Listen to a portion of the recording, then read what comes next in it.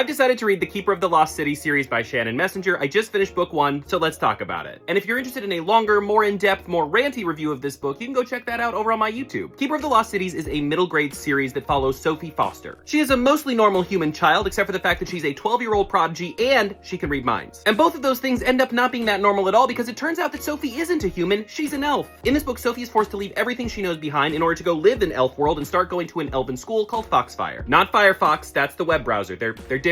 Things I liked. I think both the characters and the world are phenomenal. Sophie is the perfect character for us to follow into these lost cities and the elven world. Her mixture of confusion and discovery and wonderment is a perfect match for us, the reader, as we are also discovering all of these places for the first time. I also really liked all of the other kid characters she ends up befriending. From Dex, the kind of loner that ends up being her first friend, to Fitz and Biana, the more noble class kids, to Keith, who is the bad boy. I mean, she meets him when he's skipping class, so you know he's trouble. To that end, I also really enjoyed all of the preteen teen drama in this book. Who's got a crush on who? Who's got beef with each other? I ate all of that up like I was watching a Disney Channel original movie marathon. I also thought the world and the structure of it was super interesting and expansive. This world is honestly as detailed, if not more, than some adult fantasies I've read. So that's the positives. Let's talk about some things I didn't love. This book definitely follows the middle grade trope of parents and adults just refusing to communicate with their children, because almost every problem in this book could be avoided if the adults just communicated with the younger characters. And because this is such a vital part of this story, it often feels like Sophie is not driving the plot, it's more that the plot is happening to her. Which does work for this first book in a longer series, but it's ultimately not super satisfying as a reader. And finally, I want to mention that this book is really